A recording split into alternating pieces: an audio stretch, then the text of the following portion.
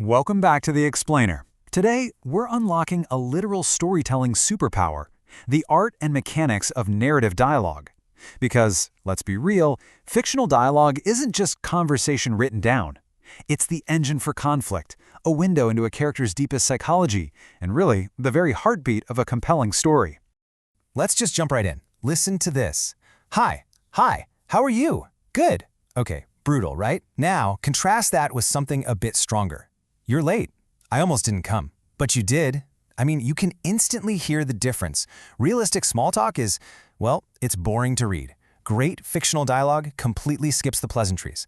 It cuts to the chase and instantly creates tension.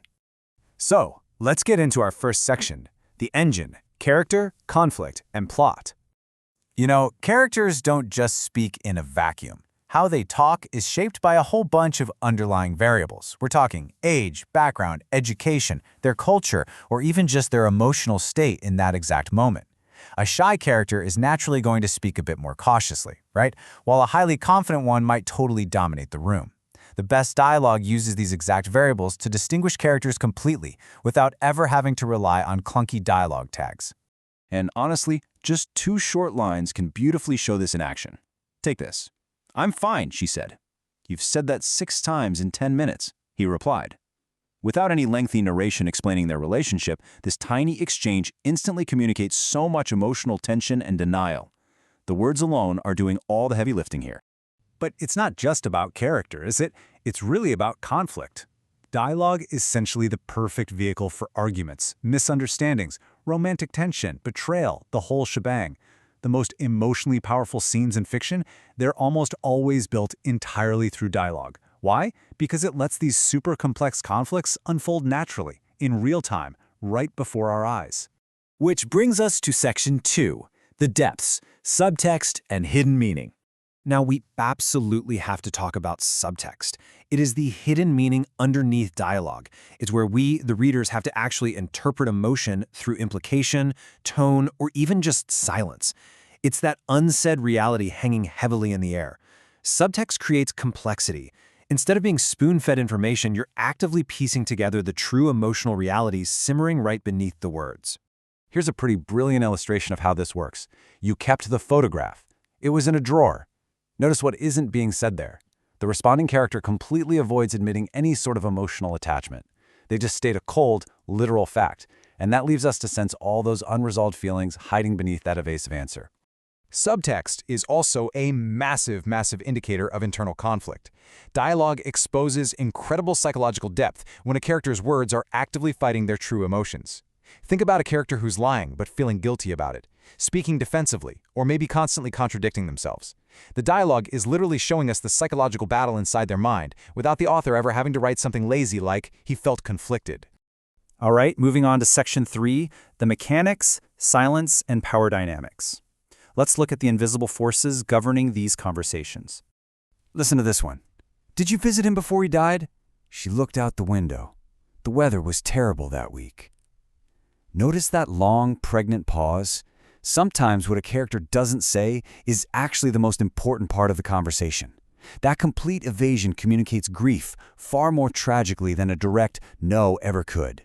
And you know, this kind of evasion ties directly into conversation control. Writers show exactly who holds the power in a room through things like interruptions, commands, tone, and yes, silence. A character who constantly interrupts, they appear dominant. But a character who speaks super carefully, uses trailing sentences, or relies heavily on silence, they might feel powerless, intimidated, or just really emotionally guarded. To make these dynamics visible, writers use what we call action beats. These are brief physical actions combined with dialogue to break up conversations, reveal emotion, and control the pacing. You can kind of think of action beats as the cinematic tool writers use to bring body language directly into the text, right alongside the spoken words. Watch how this works in practice. Marcus folded the letter carefully. She knew the whole time. That simple sentence perfectly simulates visual movement. It adds this profound emotional weight and a very deliberate, slowed-down pacing. You can practically feel the quiet, devastating realization in that careful folding motion before he even opens his mouth. Now contrast those action beats with standard dialogue tags. Listen to this invisible tag. "I never wanted this," she whispered. Compare that to an overwritten tag. "I hate this place," he growled angrily. Simple tags like said or whispered are almost always better because our brains just gloss right over them. The dialogue itself should be doing the emotional work, without needing an exaggerated "he growled angrily" bolted onto the end. Before we move on, let's quickly flag a few common pitfalls. First up, over-explaining. You know, that classic "as you know, Bob" syndrome, where characters just inexplicably feed the reader exposition. Next, making everyone sound exactly the same. Then, writing pointless small talk that totally stalls the plot. And finally, lacking subtext, where everyone just states exactly how they feel. Fictional dialogue has to remain purposeful. It really can't be like our meandering real-life chats. Finally, Section 4, the Toolkit, Analyzing Fictional Dialogue. Let's wrap up by looking at how these rules shift across different types of fiction. Because the truth is, dialogue changes drastically depending on the genre.